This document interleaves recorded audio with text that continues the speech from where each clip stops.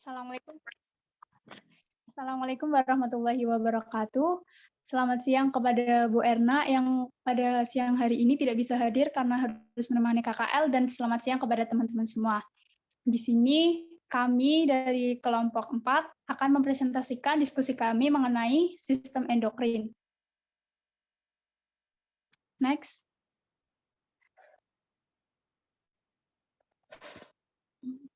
Nah, kami dari kelompok 4 yang beranggotakan saya sendiri, Nuraini Septianingrum, dengan NIM akhir 055, dan dua rekan saya, yang pertama yaitu Tafus Mahabati Soba dengan NIM akhir 053, dan yang terakhir ada Winda Amalia dengan NIM akhir 057.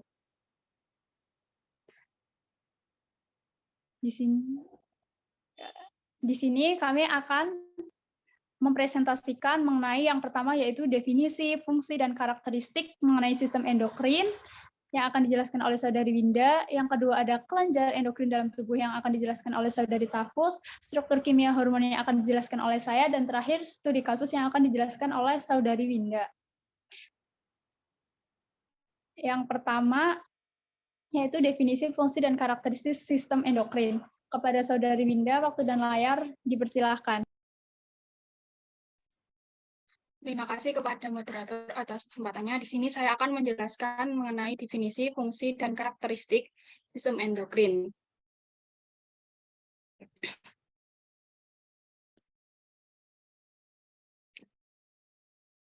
Endokrin berasal dari kata Yunani endon yang berarti dalam dan krino yang artinya berpisah. Sistem endokrin merupakan sistem pengatur tubuh terdiri dari kelenjar-kelenjar endokrin yang mengeluarkan bahan kimia. Kemudian kelenjar endokrin sendiri merupakan kelenjar yang mengirim hasil sekresinya atau hormon langsung ke dalam darah yang beredar dalam jaringan.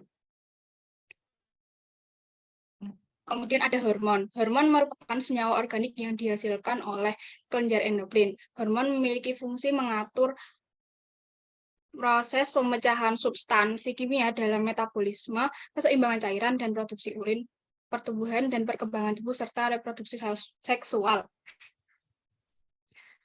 Kemudian selanjutnya ada fungsi sistem endokrin.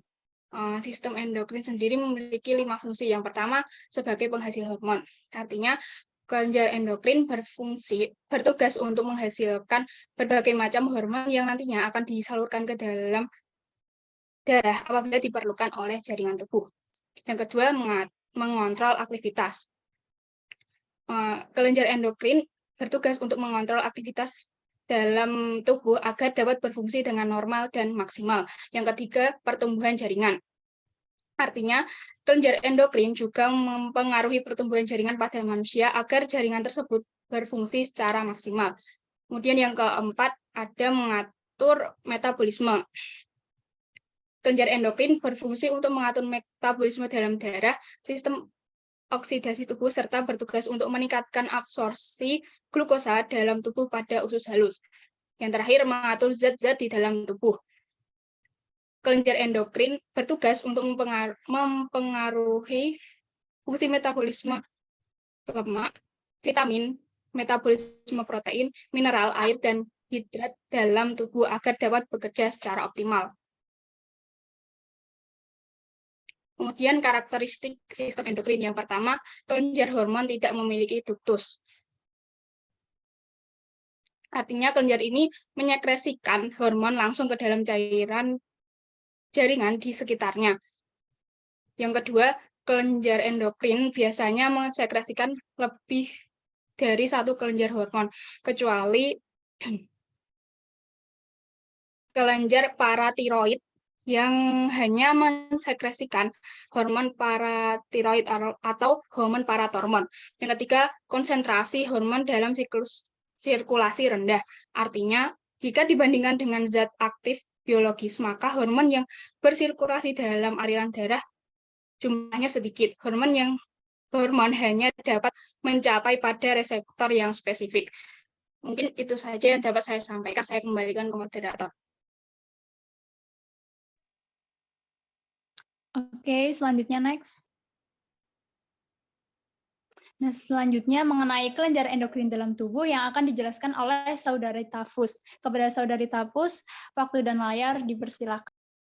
Oke, baik. Terima kasih moderator atas kesempatannya. Selanjutnya kita akan mempelajari terkait kelenjar endokrin yang ada di dalam tubuh. Next. Nah, seperti tadi yang sudah dijelaskan bahwa kelenjar endokrin itu berhubungan dengan hormon gitu kan.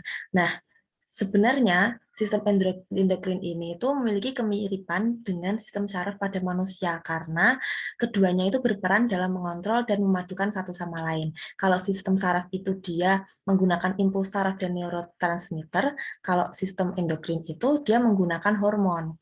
Nah, perbedaannya lagi dengan sistem saraf yaitu pada sistem saraf itu mengatur proses tubuh yang cepat seperti pernafasan dan metabolisme, sedangkan pada sistem endokrin itu mengontrol proses tubuh yang cenderung lambat. Biasanya sistem endokrin ini bertanggung jawab untuk mengatur berbagai fungsi tubuh melalui pelepasan hormon, seperti fungsi dan reproduksi seksual, tekanan darah, nafsu makan, dan siklus tidur. Tapi setiap hormon yang dihasilkan dalam sistem endokrin itu memiliki fungsi yang berbeda tergantung dari kelenjar mana hormon tersebut dihasilkan. Jadi setelah ini kita akan membahas mengenai macam-macam kelenjar endokrin yang ada di dalam tubuh kita, agar kita tidak asing dengan kelenjar endokrin itu sendiri. Oke, next. Nah, di sini sudah tampak terkait letak kelenjar endokrin. Di sini ada 7, letaknya itu berbeda-beda. Yang pertama itu ada di bagian dasar hipotalamus, biasanya dikenal sebutan kelenjar hipofisis. Selanjutnya di bawah laring atau disebut kelenjar tiroid, terletak di belakang tiroid yang disebut kelenjar paratiroid. Ya, ini merupakan kelenjar tadi yang hanya menghasilkan satu hormon saja. Terus selanjutnya di kutub atas ginjal disebut kelenjar adrenal, di bawah lambung disebut kelenjar pankreas, terletak di ovarium pada wanita dan testis di pria disebut kelenjar gonad, dan di bagian posterior toraks di atas jantung yang biasa disebut dengan timus. Oke, next. Nah, tadi yang pertama itu ada hipofisis atau pituitari. Ini terletaknya tadi ada di bagian dasar hipotalamus. Kelenjar ini itu merupakan kelenjar yang sangat berpengaruh bagi aktivitas kelenjar lain. Jadi dia bisa disebut sebagai master of gland. Nah, biasanya di kelenjar hipofisis ini mengeluarkan hormon-hormon yang berbeda karena dia terbagi menjadi 2 lobus, yaitu ada di lobus anterior dan di lobus posterior. Nah, seperti yang bisa kita lihat ya, kalau di lobus anterior ini ada beberapa hormon yang namanya sudah tidak asing gitu ya. Ada FSH, ada LH, ada GH gitu. Di mana hormon FSH dan LH ini sering kita jumpai di saat proses menstruasi atau ovulasi, lebih tepatnya ovulasi ya. Nah, jadi FSH ini bukan nama fakultas sosial humaniora, itu bukan, tapi dia kepanjangan dari follicle stimulating hormone, yang fungsinya itu untuk mendorong pembentukan dan pematakan gamet. Jadi biasanya FSH ini dia berperan atau meningkat ketika awal menstruasi. Ketika dia awal menstruasi, dia akan membentuk folikel dan akan meningkatkan hormon estrogen. Untuk LH sendiri, fungsinya itu mendorong sekresi hormon reproduksi di ovarium dan testis. Nah, kalau LH ini, dia berperan aktifnya ketika masa subur, jadi dia berperan saat masa ovulasi. Itu beberapa contoh hormon di lobus anterior ya. Selanjutnya, di lobus posterior itu ada oksitosin dan ADH, di mana fungsi hormon oksitosin ini itu untuk membantu merangsang kontraksi otot pada uterus, sedangkan pada hormon ADH itu menjaga kadar air dalam tubuh. Oke, lanjut ke kelenjar yang kedua. Nah, di sini ada kelenjar tiroid atau kelenjar gondok. Dia itu menghasilkan 3 jenis hormon, yaitu tiroksin, tridotironin, dan kalsitosin.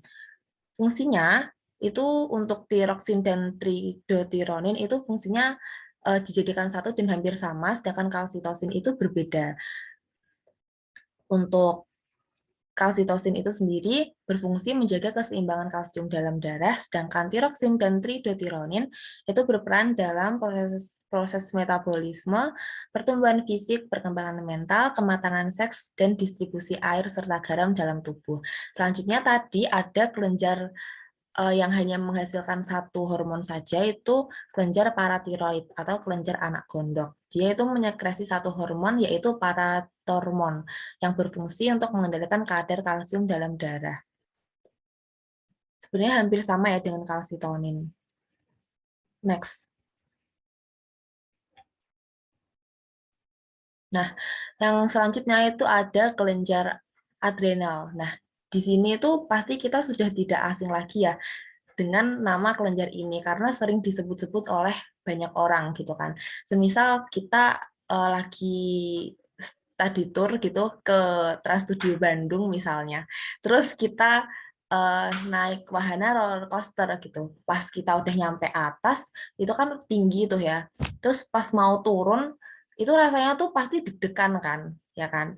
Pasti deg-degan. Nah, deg-degan itulah yang deg-degan itu dipicu oleh hormon adrenalin.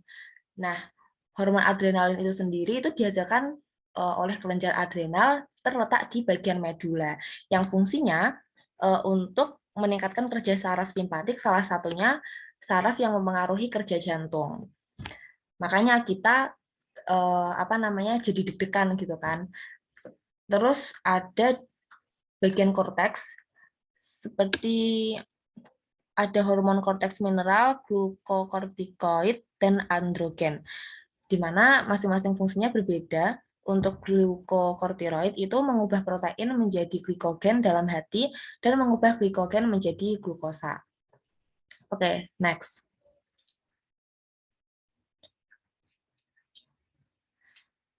Selanjutnya yaitu kelenjar pankreas yang tentunya dihasilkan di pankreas. Di kelenjar pankreas ini terdiri dari dua hormon, hormon insulin dan glukogen, di mana hormon insulin ini juga kita sudah tidak asing ya, yang juga sering disebut-sebut oleh orang banyak, di mana fungsinya dia itu untuk mengubah gula darah atau glukosa menjadi gula otot atau glikogen di dalam hati, sehingga kadar gula darah menurun. Biasanya itu berkaitan dengan orang yang menderita diabetes. Selanjutnya ada hormon glukogen yang fungsinya mengubah glikogen menjadi glukosa, sehingga kadar gula darah meningkat. Oke, next.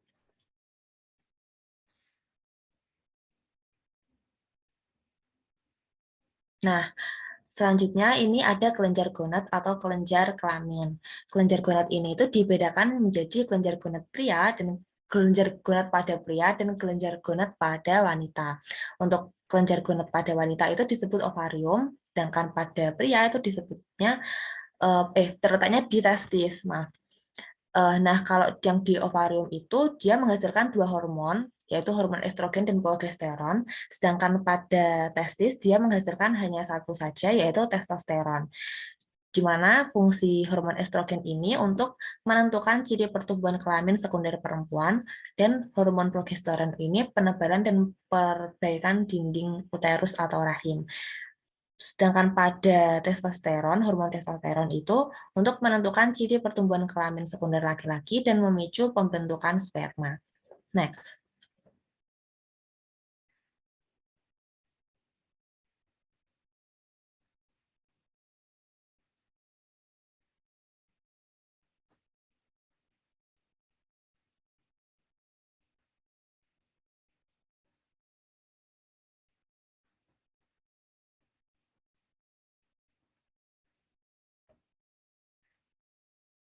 Oke, lanjut ke hormon yang selanjutnya, yang terakhir, yaitu ada hormon timus.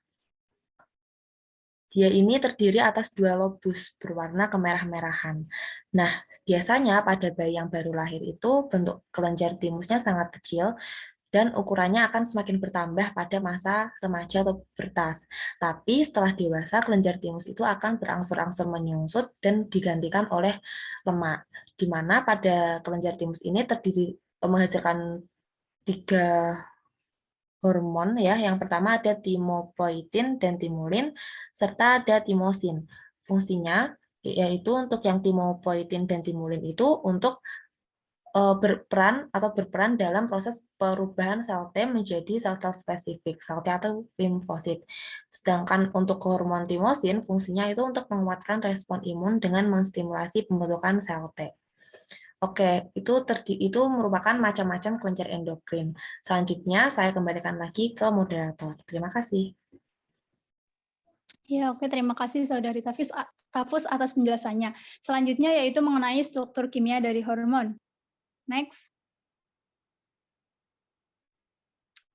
Nah, untuk struktur kimia dari hormon sendiri, hormon itu yang tadi sudah dijelaskan oleh Saudari Tafus, itu diklasifikasikan menjadi 3 berdasarkan struktur kimianya. Ada yang hormon itu tersusun dari polipeptida atau protein, ada hormon yang tersusun atas steroid, dan ada hormon yang tersusun atas derivat asam amino. Berarti kalau misalnya yang polipeptida atau protein, berarti hormon-hormon itu tersusun atas gabungan dari asam amino, gitu kan? Karena itu pengertian dari polipeptida. Kalau steroid sendiri itu kan kalau teman-teman ingat kilas balik di materi sebelum UTS, itu steroid itu merupakan turunan dari lemak, yaitu kolesterol gitu. Nah, berarti kalau hormon-hormon yang tersusun atas turunan dari kolesterol. Nah, yang ketiga yaitu hormon yang tersusun atas derivat asam amino. Nah, asam amino, ingat-ingat lagi ya teman-teman, asam amino itu dia kan ada gugus karboksil, ada gugus amina, dan ada rantai samping. Nah, kalau di sini hormonnya itu tersusunnya atas amina. Di sini kita lihat contoh ya teman-teman itu, yang polipeptida atau protein. Di situ contohnya yaitu oksitosin. Di oksitosin itu hormonnya tersusun atas polipeptida tuh. Itu kan asam aminoglisin, leusin, prolin, dan sebagainya. Itu kan merupakan polipeptida. Kalau yang steroid, itu lihat, steroid itu kan asam lemak, biasanya CH3, CH3. Nah, itu biasanya struktur kimia hormon yang steroid.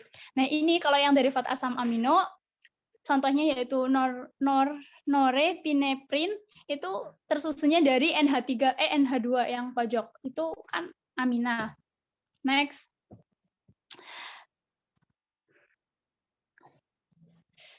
Untuk lebih jelasnya seperti ini, untuk hormon-hormon yang tersusun atas polipeptida, biasanya itu hormon yang dari kelompok hipotalamus, hipofisis, tiroid, paratiroid, dan pankreas. Selanjutnya, hormon yang tersusun atas polipeptida itu juga ada yang berupa rantai pendek, ada juga yang berupa polipeptida panjang. Kalau yang berupa rantai pendek, contohnya oksitosin, hormon antidiuretik. Kalau yang peptida lebih panjang, contohnya insulin. Itu kalau di bawah, contohnya tuh, yang tengah itu merupakan hormon oksitosin. Kalau yang sebelahnya, sebelah kanan, itu merupakan contoh insulin. Kalau yang oksitosin itu kan cenderung lebih sedikit asam aminonya, cuma glisin, leusin, prolin, beberapa itu. Tapi kalau misalnya di insulin, dia itu tersusun dari nih rantai A-nya aja 21 asam amino dan rantai B-nya 30 asam amino. Nah, untuk ciri selanjutnya yaitu bersifat larut dalam air atau hidrofilik. Karena kan polipeptida sendiri dia larut dalam air, sehingga hormon-hormon ini dia itu dapat larut dalam air. Yang terakhir yaitu reseptor terdapat pada membran sel. Nah, jadi hormon itu dia itu akan bekerja kalau misalnya dia itu menemukan reseptor yang tepat gitu loh. Setelah menemukan reseptor baru bekerja. Mungkin ini hubungannya sama mekanisme kerja hormon yang akan dijelaskan oleh minggu depan. Tapi di sini yang kita akan mengenal dulu mengenai reseptor yang terdapat pada membran sel itu di sebelah kiri gambarnya teman-teman. Di situ reseptornya itu terdapat bukan di dalam sel, tapi di membran selnya itu ya. Next. Steroid. Untuk hormon-hormon yang tersusun atas steroid itu biasanya hormon yang diproduksi oleh korteks adrenal, testes, ovarium, dan plasenta. Hormon ini bersifat lipofilik. Lipofilik itu artinya dia larut dalam lipid. atau lemak, tapi dia tidak dapat larut dalam air. Reseptornya terdapat di dalam sel. Nah, kalau tadi itu yang polipeptida itu dia kan reseptornya itu ada di membran sel. Kalau steroid dia itu nanti bekerjanya itu harus di dalam selnya. Nah, contoh hormonnya yaitu estrogen sama progesteron. Itu ya, teman-teman bisa dilihat. Next. Yang terakhir yaitu derivat asam amino, yaitu amina. Nah, yang tadi sudah saya jelaskan, kalau misalnya di struktur kimia hormon yang ini itu tersusun dari adanya NH2 gitu. Hormon-hormon ini itu biasanya hormon aminanya berasal dari tirosin dan triptofan, di mana kelompok hormon yang memiliki struktur derivat asam amino itu biasanya hormon dari kelenjar tiroid ataupun medula adrenal. Di mana untuk hormon ini bersifat larut dalam air seperti polipeptida tadi. Nah, di sini kelompok hormon aminanya meliputi epinefrin, norepinefrin, hormon adrenalin, FSH, TSH, ACTH. Next. Itu bisa dilihat ya teman-teman di bawah. Next, untuk studi kasus, saya kembalikan kepada yang bertugas untuk Saudari Winda. Waktu dan layar dipersilakan.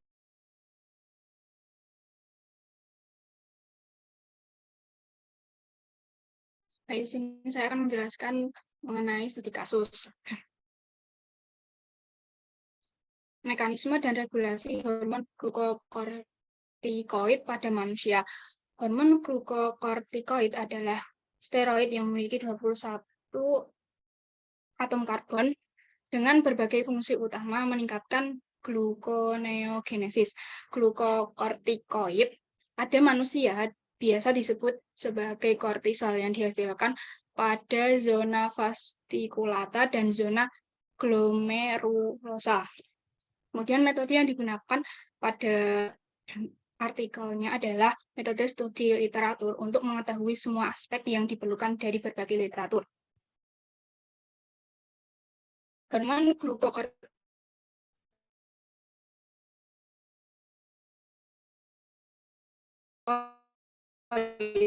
sedikit sekali disimpan di dalam sel ini setelah dilepaskan ke dalam darah. Setelah selesai dibuat, pelepasan glukokortikoid terjadi pada periodisitas yang diatur oleh irama diurnal. Pelepaskan sendiri merupakan steroid yang memiliki atom karbon dengan fungsi utama meningkatkan gluconeogenesis. Hormon glukokortikoid pada mamalia disintesis dari kolesterol via pregnenolon melalui sederet reaksi yang terjadi di dalam mitokondria maupun di dalam retikulum endoplasma sel korteks adrenal yang memerlukan hidrosilase dan NADPH dalam keadaan tertentu. Juga diperlukan dihidrogenase, isomerase, dan liase. Glukokortikoid beredar dalam plasma dalam bentuk terikat protein dan bentuk bebas. Protein pengikat utama plasma adalah kortisol binding globulin.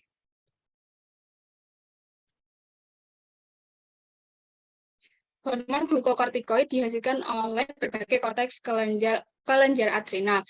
Kemudian hormon glukokortikoid merupakan steroid 21 karbon disintesis dari kolesterol via pregnenolon yang dihasilkan oleh bagian korteks kelenjar adrenal. Hormon glukokortikoid beredar di dalam plasma dalam bentuk terikat protein dan bentuk bebas. Kemudian ini ada daftar pustakanya. Mungkin itu saja, saya kembalikan ke moderator.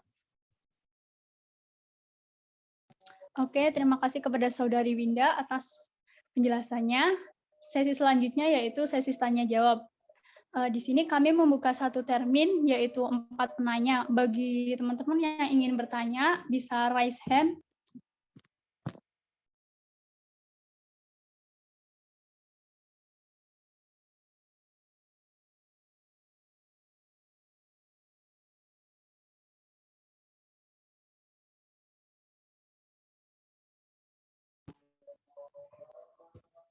Oke, di sini ada 2 penanya yang sudah raise hand. Yang pertama yaitu Saudari Nadia Eka. Kepada Saudari Nadia Eka, waktu dan layar dipersilakan. Baik, terima kasih moderator atas waktunya. Di sini saya Nadia Eka Ardiani, NIM 40014216062.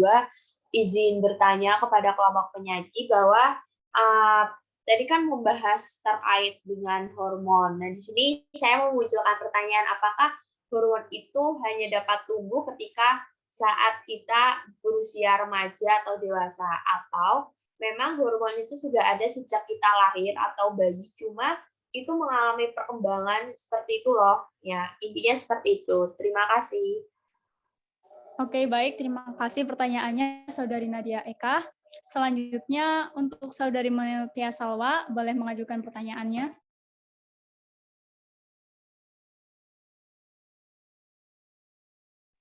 Baik, terima kasih atas kesempatannya. Sebelumnya, perkenalkan nama saya Meltia Salwa Nabila dengan NIM akhir 018. Sebelumnya kan telah disebutkan, telah dijelaskan juga tentang kelenjar timus. Nah, pertanyaan saya adalah, apabila kelenjar timus itu nanti akan semakin menyusut, bagaimana dengan fungsinya, dan nanti itu ketika menyusut, apakah akan digantikan atau bagaimana? Terima kasih. Oke, terima kasih pertanyaannya, Saudari Mutia. Selanjutnya ada Saudari Afida. Bisa menyampaikan pertanyaan. Baik, terima kasih moderator atas waktunya. Perkenalkan, nama saya Afida Ivana Olezara dengan NIM terakhir 094. Di sini saya izin bertanya terhadap kelompok penyaji. Saya mau tanya, hormon yang mempengaruhi saat kita mengalami jerawatan itu apa? Terus hormon tersebut tuh termasuk ke dalam struktur kimia yang apa tadi? Terus kalau misal kita nggak jerawatan, apakah ada kesalahan pada kerja hormon tersebut? Terima kasih. Oke, baik. Terima kasih pertanyaannya, Saudari Afida. Yang terakhir ada Saudari Nisfil Amelia. Untuk Saudari Nisfil Amelia dapat menyampaikan pertanyaan. Baik, terima kasih atas kesempatannya. Perkenalkan, nama saya Nisfil Amelia Ramadhani dengan NIM 40014216068. Jadi izin bertanya, kenapa itu timus kalau semakin kita besar semakin menyusut? Terima kasih. Oke, baik. Pertanyaannya, Saudari Nisfil, untuk kami meminta waktu beberapa menit untuk berdiskusi, untuk mendiskusikan jawabannya.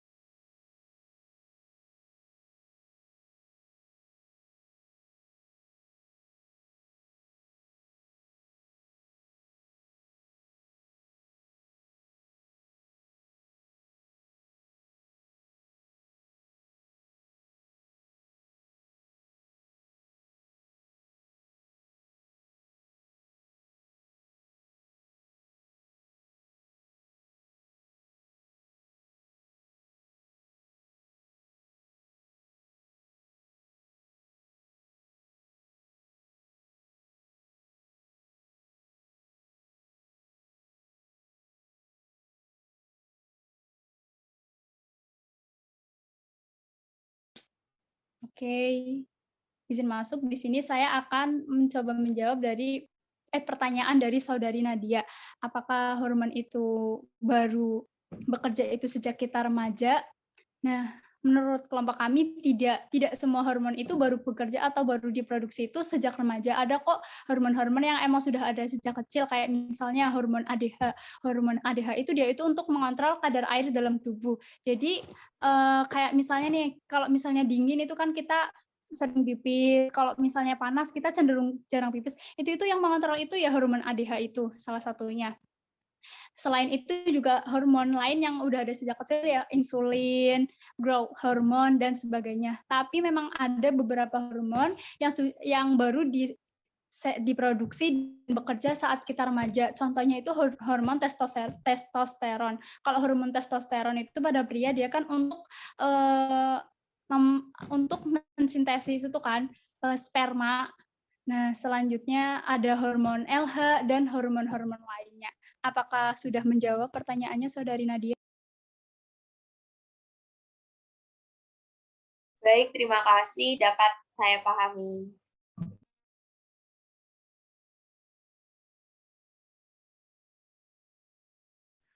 Oke, baik. Di sini saya akan mencoba menjawab pertanyaan dari Miss Phil yang menyambung dengan pertanyaan Saudari Mutia. Yaitu pertanyaannya mengapa timus semakin dewasa semakin menyusut, dan jika kelenjar timusnya semakin menyusut, bagaimana dengan fungsinya, apakah digantikan atau bagaimana? Nah, jadi sebenarnya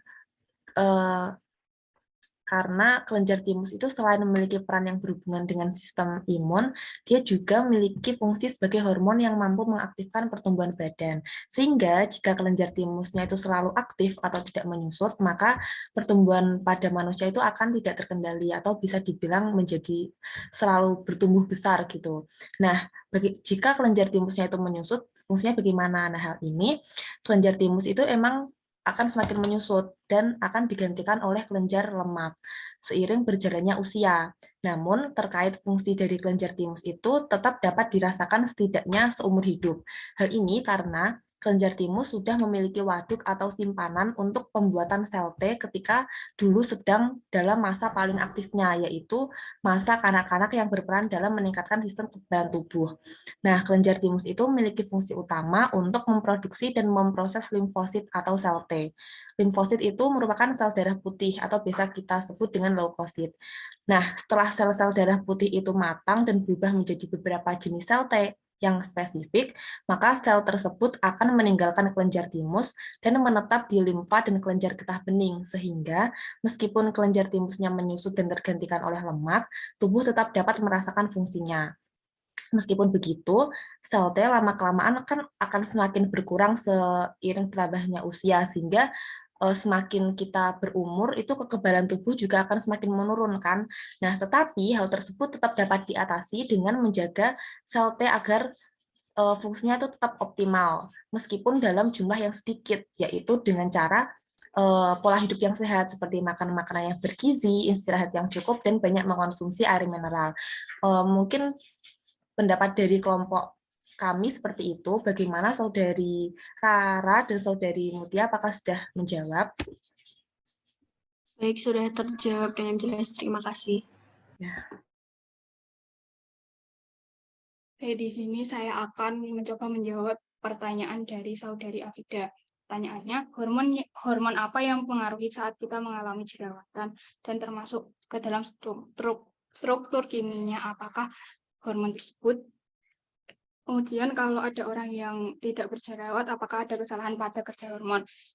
Menurut kelompok kami, ketidakseimbangan kadar hormon tertentu di dalam tubuh dapat menyebabkan kulit menjadi berminyak atau kering, yang menyebabkan kulit lebih rentan untuk berjerawat. Hormon yang dianggap sebagai hormon penyebab jerawat itu ada dua. Yang pertama ada hormon endokrin.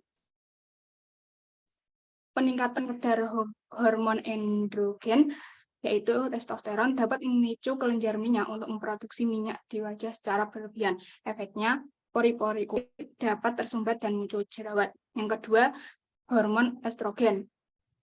Hormon estrogen juga menyebabkan munculnya jerawat.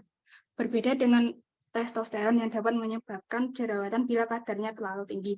Begitu pula sebaliknya, apabila kadar estrogen terlalu rendah bisa juga menyebabkan jerawat. Ya.